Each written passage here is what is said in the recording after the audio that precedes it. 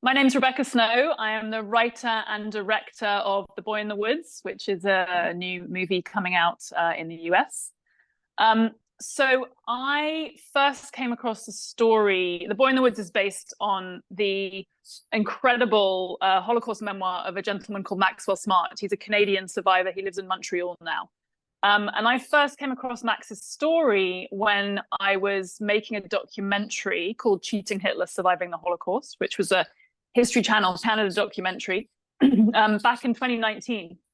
And we told the story of it was about child survivors of the Holocaust and their experiences during the Shoah. And we sort of went through many testimonies, talked to many survivors, and we chose three that we wanted to feature in the film, who all had sort of really interesting questions about what had happened to them and the people around them, and they wanted answers.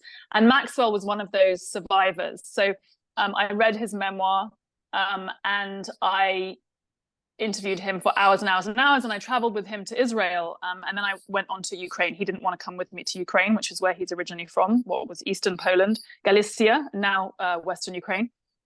And so it was when we were in Yad Vashem, looking up the records of his mum and his daughter, that I said to him, you know, Max, your story is really a movie. It's a drama. I can just see it playing out as a movie. I can see the dramatization of it. And he said, let's do it, Rebecca. And we were joking at the time, you know, but 4 years later, here we are. We've got this incredible film, and Max loves it, which is great. I'm a documentary filmmaker. Really, that's what I've spent 20 years of my career doing, is making documentary films, primarily films about history.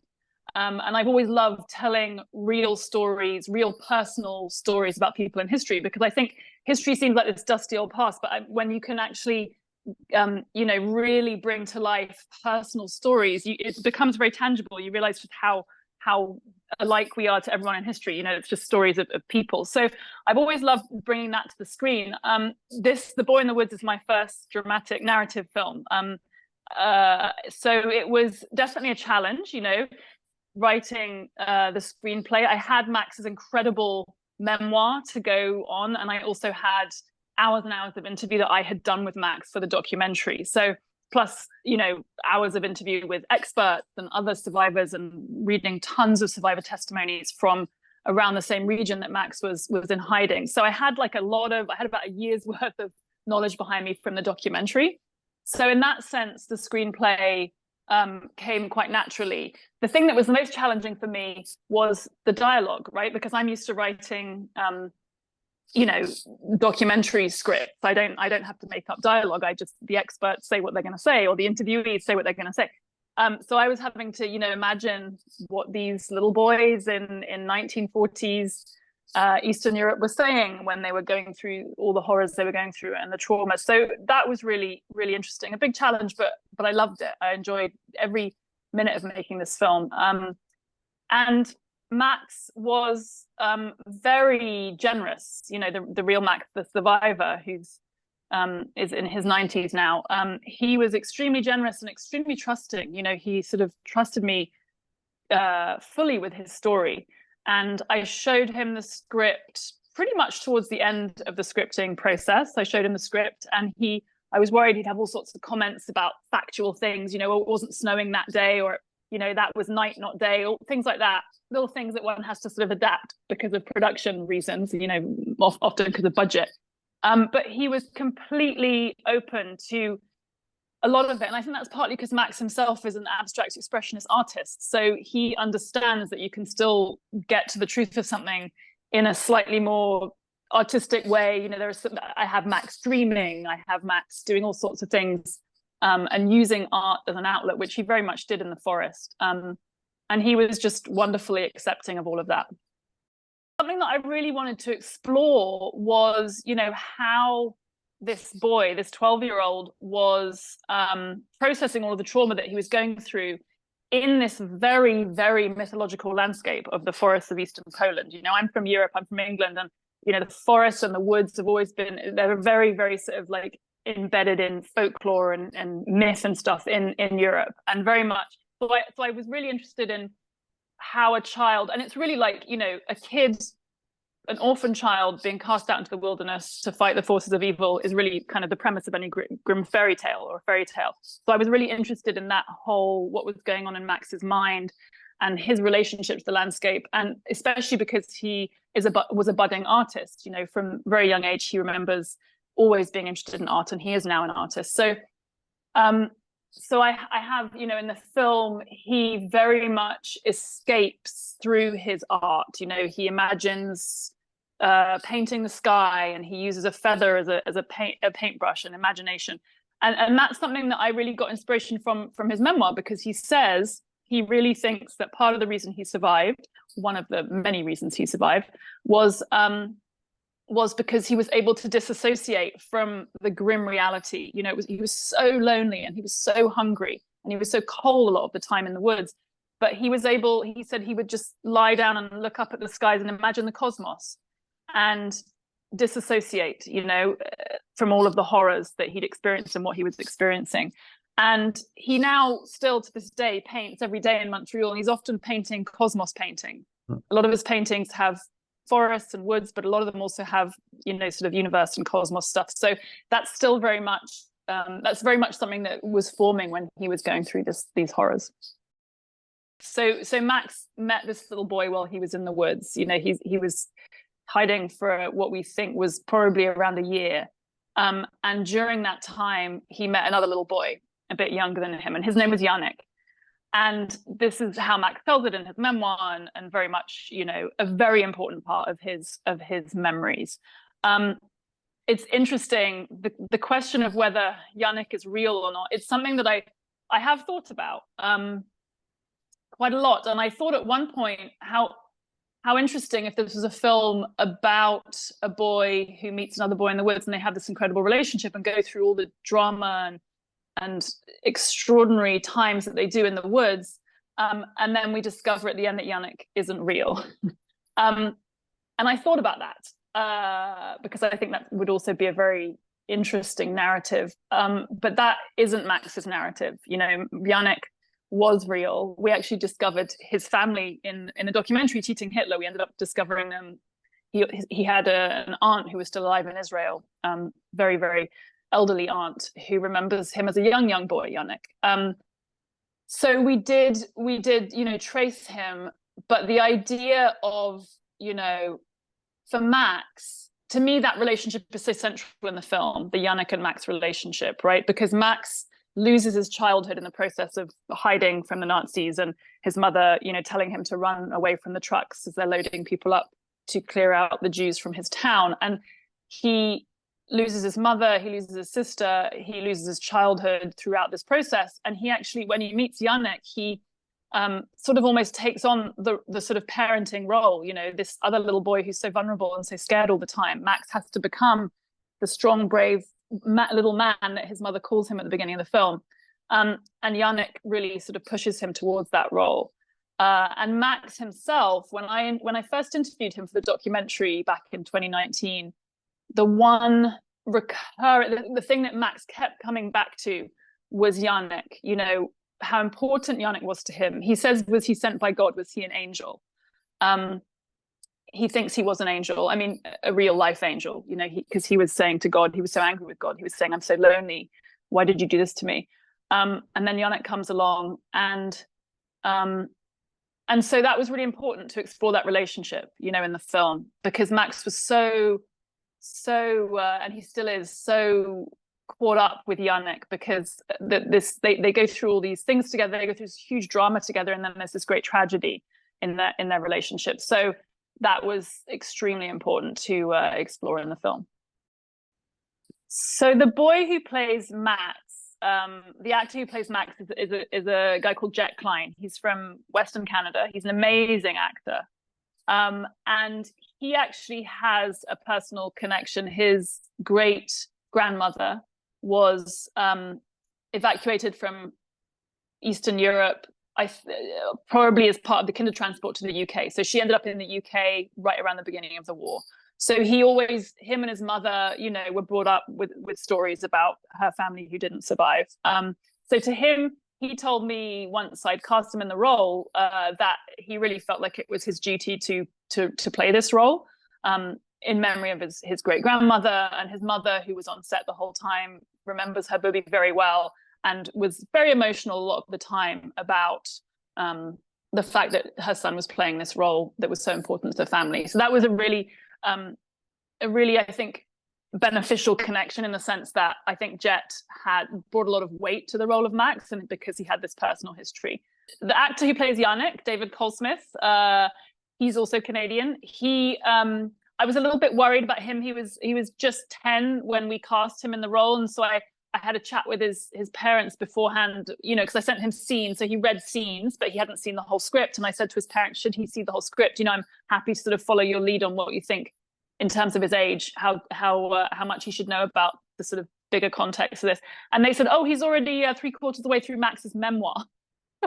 So this is he's a 10-year-old, but David is a very he loves history. He reads all about history, so he very much was familiar with the subject matter. So yes, I made sure to keep a very sort of open dialogue with them about how the boys were feeling. Their parents were there, because it's you've got to be so careful, because it's they're playing these real characters, and that's a lot of weight for them as actors and as just human beings to be constantly thinking about this and these people. Max really attributes his survival to Jasko, this Polish peasant with a sort of little plot of land, a sort of very, very primitive farm he had in eastern Poland. Max, Christian peasant, he really attributes his survival to Jasko and his family. There's definitely a very tense moment in the film where the Polish Christian farmer who is hiding Max, we know is being paid by Max's aunt to hide him, is actually approached by the police. Someone has suggested that he might be hiding Jews. Jasko, there's a knock on the door, and these very sinister sort of Ukrainian police come in and start searching the house. And Max is there. He's hiding in plain sight. He's got his little Polish peasant clothes on that Jasko gave him. Jasko's given him a cover story, and there's a key moment, and it's in Max's memoir, and I thought it was so important to show in the film, where the police knock on the door and say, "We've heard you're hiding Jews," and Max is standing right there as Jasko says. There's a sort of silence, there's a pause, and obviously that could be the moment where Max is discovered. Jasko could hand him over, because in Eastern Europe it was death by hanging for any people who helped Jews during the Holocaust. So it wasn't prison, it was death. So, and possibly to the whole family. Jasko's whole family could have been killed. And Jasko thinks about it and then says, "I'm not hiding any Jews."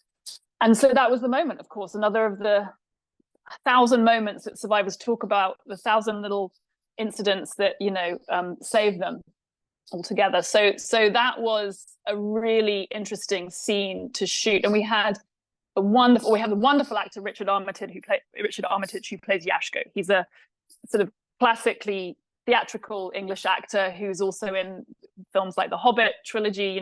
He's a very well-known actor, and I've been watching him in sort of period dramas on the BBC since I was a kid, so I was really happy that he came on board this film to play Jasko. And the other actor who's in that scene is Christopher Heyerdahl, who's this brilliant Canadian actor. He plays the sort of chief of police, and so there's a great standoff between them, and of course Max is in the middle of it. But Jasko, very much, Max still speaks of him with so much fondness. He really feels like he took him under his wing. Even after the payments stopped coming from his aunt, because the aunt's hiding place was discovered, and this is all true to the story, this is all in the memoir, Jasko kept Max until it became so very dangerous for his family that he said, "Look, I need you to go out into the woods." And he did occasionally let him come into the barn to sleep. He occasionally supplied some food. I didn't feature that because there was a sense that with the film it would be there would be more sort of at stake if there was no connection between Jasko and Max for a large part of the film. So that was one of the little things that I slightly adapted. So Max really was kind of out on his own when he met Yanek. So yeah, the Jasko story is incredible. And Max has never gone back to what was at that point Eastern Poland, now Western Ukraine. He says he has no reason to go back. I mean, 60 of his family were killed, you know, in the town of Buchach, where he was from. He had a huge Jewish population. It was a very thriving town, Jewish town. You know, I think after the war, after the Holocaust, I think it was 100 Jewish survivors, of which one of them is Max, of course. So he never wanted to go back. And I went back for the documentary, and I did some incredible filming with this group called Yahad in Unum, who are basically documenting the Holocaust by bullets, as they call it in the East, where they go around taking eyewitness testimonies from, at this point, a lot of very, very old locals who witnessed things like, you know, we filmed with an elderly woman who, when she was a young girl, she was out walking her cow, and she saw, you know, hundreds of Jews being marched up what was called Fedor Hill, which is a big sort of hill on the side of Buchach, the town, and she saw them all being shot and thrown into pits. So that's what Yahad and Unum are doing. They're going around documenting the eyewitness accounts of what happened, and they also sort of do very surface investigations of what they find on the ground in terms of metal detecting and all that stuff. So Max has not been back to Ukraine. He has tried to look for Jasko and his family. He tried. I think about 20 years ago, he asked someone to help him look, and they didn't get very far. When we made the documentary, our research has got as far as finding out that Jasko and his wife had died. His wife had died quite recently in the last 20 years, and they had one living son. So we think there's a son and descendants in Poland. So that's interesting. And Max would absolutely love to be put in contact with them, because he would really love Jasko to be recognized as righteous among the nations. But what you need for that is, Max has his testimony, of course, but you need two testimonies that sort of connect. And so he needs someone else, perhaps a descendant of Jasko, who remembers the stories. Oh yes, my grandfather, my great uncle, whoever, you know, did shelter a boy. This is the story that's been passed through the family. So if that happens, you know, we could get him recognized, which would be amazing. And the film is going to be, I think, we've just had a Polish distributor take it on. So I'm really hoping that maybe if the film is, you know, widely seen in Poland, we could find the Jasko Rudnicki family, which would be amazing. I don't have a personal connection to the Holocaust. I'm not Jewish. My family going back is very much sort of English, Anglo-Saxony. But you know, from a very young age, my parents were both journalists, BBC and Canadian Broadcasting, and we traveled a lot when I was a kid. And they would take us to museums and introduce us to people and have really interesting conversations largely about history. And I remember going to the Anne Frank Museum when I was 12 and that was kind of where that was sort of my entry point to the Holocaust, which it is for a lot of kids, of course. Going to the museum, there was something incredibly visceral about being in those spaces. And then when I was about 14, we went to Israel on a trip, and I went to Yad Vashem. So, you know, that was sort of, from there, it just kind of accelerated all my interest and my research into this. Yeah, I mean, I think with The Boy in the Woods, this is a story about a 12-year-old boy. It's not a Holocaust survival story that a lot of people have seen. You know, we're used to hearing about survivors coming from camps, survivors hiding in hidden rooms in houses. This is about a boy surviving in the woods, and there's a very sort of folkloric fairy tale element to it. You know, this orphan in the woods fighting the forces of evil. And there's also, I think, a very relatable element for young people. I'm excited for young people to see this film because I think it can seriously sort of open a window on this history for a generation that I think really don't know much about it. And I think it's very much needed. You know, I'm hoping that people might see this in schools because it is a story about a 12-year-old surviving. Yeah, so the Claims Conference also supported my documentary, Cheating Hitler, Surviving the Holocaust. So the producers got in touch with them to help with funding for that documentary. And so when I came to adapt Max's story, the Claims Conference was one of the first people I thought of in terms of collaborating and funding, because we'd had such a good experience with them on Cheating Hitler. And of course, when I approached the Claims Conference with this, they were familiar with Max's story because it had been such a big part of the documentary. And it's just been wonderful to work with them. So I have a couple of documentary films in development, different subject matter, not sort of historical at all, and moving away a little bit from the Holocaust, partly because I've spent, 5 or 6 years working on this particular story, which has sorry, okay, I just whacked my camera.